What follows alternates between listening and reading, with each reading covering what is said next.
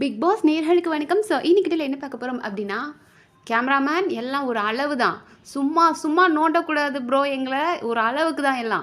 ஏன்னா Jacqueline and ஆனந்தியை தனியாக அவங்கள பார்த்தாலே, ஃப்ரேமில் பார்த்தாலே நமக்கு கடுப்பாகும். அவங்க பேசினாலே நமக்கு இரிட்டேட் ஆகும். அதுலேயும் இந்த 2 மேனிப்புலேட்டர்ஸும் சேர்ந்து இப்போ பேசுகிறத பார்க்கும்போது, ஐயோ காலையிலே போய் இதுங்களை போய் காட்டுறீங்களேன்ற மாதிரி தான் இருக்குது. ஏன்னா 2 பேரும் உட்காந்து ஒருத்தர் மாட்டே ஒருத்தர் பயங்கரமாக கழுகிட்டு இருக்கிறாங்க. முடிஞ்சு செத்துப்போன பிரச்சனையை இன்னைக்கு காலையில் உட்காந்து பேசிகிட்டு இருக்காங்க. என்ன அப்படின்னா, நேற்று வந்து பாய்ஸ் டீமுக்கு யார் போகலாம் அப்படின்றதுக்கு ஆனந்தி ஒரு இனிஷியேட்டிவ் எடுத்தாங்க. ஓகே நான் போகிறேன் அப்படின்னாங்க. பட் நிறைய பேர் ரியா போகட்டும் அப்படின்னு சொன்னாங்க. அப்போது மஞ்சரி ஒரு பாயிண்ட் வச்சாங்க. என்ன அப்படின்னா, அங்கே போய் பாய்ஸ் டீமில் போய் இவ்வளோ ஸ்ட்ராங் பிளேயராக இருந்த ஜாக்லினே காணாமல் போகும்போது வைல்ட் கார்டு கண்டஸ்டன்டான ரியா காணாமல் போக மாட்டான்னு என்ன நிச்சயம்? ஸோ எப்படி நீங்கள் ஒரு வைல்ட் கார்டு கண்டஸ்டன்டாக அனுப்பலாம் அப்படின்னு சொன்னாங்க. அது ஜாக்லினுக்கு அவங்க ஈகோ ஹிட் ஆயிடுச்சு. நான் காணாமல் போயிட்டேனா, நீங்கள் வேணா அப்படி நினச்சிருக்கலாம், நான் காணாமல் போயிருக்கேன்னு உங்கள் கண்ணுக்கு வேணா தெரியலாம் அப்படின்னு சொல்லியிருப்பாங்க. அண்ட் நேற்று இது ஃபுல்லாக அவங்க அதை வச்சு எல்லாருக்கிட்டையும் மஞ்சரி பற்றி பேசிகிட்டே இருந்தாங்க. மஞ்சரி வாண்டடாக இன்வால்வ் பண்ணுறா, மஞ்சரி தேவையில்லாமல் பேசுகிறா அப்படின்னு. ஜாக்லினுக்கு மஞ்சரி மேலே ஒரு கோபம் வந்ததுக்கான காரணம், ஒரு என்ன நான் காணோன்னு சொல்லிட்டாலே, நான் எப்படிப்பட்ட ஒரு ஸ்ட்ராங் பிளேயர், எல்லா கேமராக்களையும் போய் நான் ரெஜிஸ்டர் பண்ணுவேன், எவனுக்கு பஞ்சாயத்து நடந்தாலும் உள்ள நான் போய் குதிச்சு என் தலையை காமிக்கணும் அப்படின்னு நினைக்கிறவளாச்சு, என்ன தெரியலன்னு சொல்லிட்டாலே.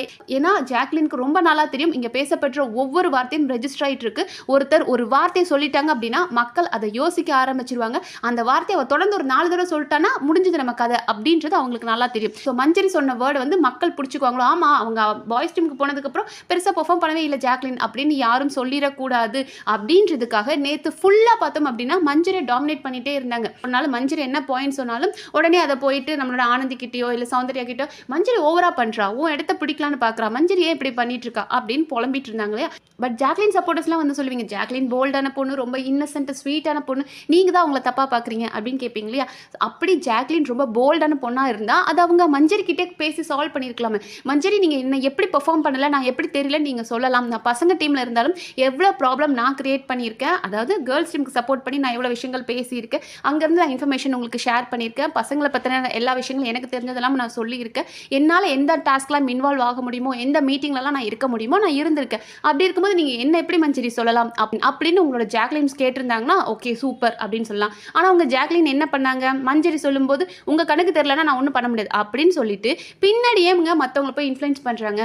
அது சௌந்தர்யா ஆகட்டும், ஆனந்தி ஆகட்டும், அன்ஷிதா, இவங்க எல்லாருமே வந்துட்டு இவங்களை பற்றி மஞ்சரியை பற்றி பேசும்போது, ஆமாம் அவள் ரொம்ப பண்ணுறா, அவள் வந்து ஆனந்தி இடத்த பிடிக்கணுன்றக்காக ட்ரை பண்ணுறா, அவள் வாலண்டியராக ஒன்று பண்ணிட்டு இருக்கா அப்படின்னு ஏன் பின்னாடி பேசணும். இன்னைக்கு வேற மாரல் சயின்ஸ் டீச்சரா, மாரலே இல்லாத ஜாக்லினுக்குலாம் மாரல் சயின்ஸ் டீச்சரா, செம்ம ஃபன்னாக இருக்க போகுது. இன்னைக்கு ஆனந்திக்கு என்ன வருத்தம் அப்படின்னு பார்த்தோன்னா, நேற்று எல்லாருமே கடைசியாக டிசைட் பண்ணது என்னன்னா, ஆனந்தி நம்ம டீமுக்கு தேவை, ஆனந்தி ஒரு ஸ்ட்ராங் பிளேயர், அவன் நம்ம டீமில் இப்போ வேணும் அப்படின்னு யோசிச்சாங்களே. ஸோ அது வந்து ஆனந்திக்கு வருத்தமா.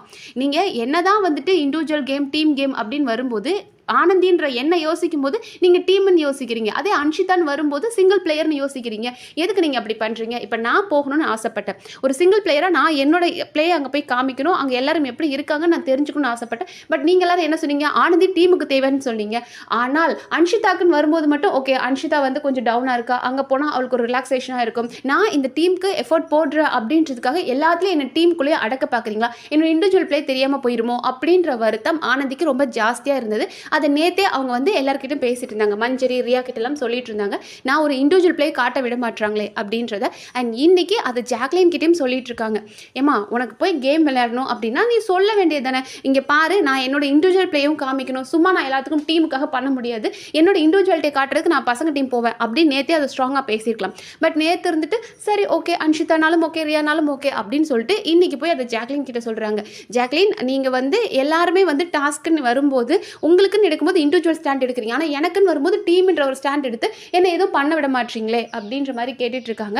நேற்று காலையில் 6 மணிக்கு அப்படின்னு ஆரம்பித்த மாதிரி அவங்க பாட்டுக்கு போய்கிட்டே இருக்காங்க. ஸோ 2 பேருமே மேனிப்புலேட்டிவாக ஒரு டாக் கொடுத்துட்டு இருக்காங்களே தவிர ஓப்பனாக 2 பேரும் பேசுறது கிடையாது. எதுக்குடா இதை போய் பேசிகிட்டு இருக்கீங்க, லைவில் இவனுங்களை வேற காமிச்சிட்டு இருக்காங்களே அப்படின்னு எரிச்சலாக இருக்குது. அண்ட் அடுத்ததாக இன்றைக்கி ஃபர்ஸ்ட் ப்ரோமோ வந்திருக்கல, இன்றைக்கி ஒரு சூப்பரான எக்ஸைட்மெண்ட்டோடு இருக்கேன். ஏன்னா ஸ்கூல் டாஸ்க் கொடுத்துருக்காங்க. ஸ்கூல் டாஸ்க் அப்படின்னாலே என் தலைவன் என் கண்ணுக்கு முன்னாடி வந்துடுவார். ஸோ அசீம் ப்ரோ எடுத்துக்கிட்டோம் அப்படின்னா ரொம்ப அழகா கியூட்டா அந்த லவ் ஸ்டோரி எல்லாம் இருந்தது. அவரோட லவ் லெட்டர் குடுக்குறது, தனலட்சுமிட்ட போய் வம்பு பண்றது, இதெல்லாம் ரொம்ப சூப்பரா இருந்தது இல்லையா? அதெல்லாம் மறக்க முடியாது. அப்புறம் நம்ம சாண்டி மாஸ்டர்லாம் வேற லெவல்ல குட்டி பையன் மாரி பண்ணியிருந்தார். அது நல்லாயிருக்கும். அண்ட் அர்ச்சனா அவங்க ஒரு டீச்சரா இருந்தாங்க லாஸ்ட் சீசன்ல. அவ்ளோ கியூட்டா இருந்தாங்க. அந்த ஒரு சாரி ஒரு ஸ்ட்ரைப் சாரி கட்டியிருந்தாங்க. இப்பவும் ஞாபகம் இருக்கு. அவ்ளோ அழகா நம்மளோட அர்ச்சனாவும் ஏதோ கிளாஸ் எடுக்கிறா அப்படின்னு சொல்லி எல்லாரையும் பயங்கரமா ட்ரிகர் பண்ணி விட்டாங்க. ஸோ அந்த மாதிரி பல விஷயங்கள் ஞாபகம் வருது. அண்ட் இந்த ஸ்கூல் டெஸ்ட்ல இவங்கலாம் எப்படி பெர்ஃபார்ம் பண்ண போறாங்க அப்படின்றது பார்க்க செம்ம எக்ஸைட்மெண்ட்டாக இருக்குது. ஏன்னா இவங்கெல்லாம் ஆல்ரெடி கண்டென்ட் பைத்தியங்க.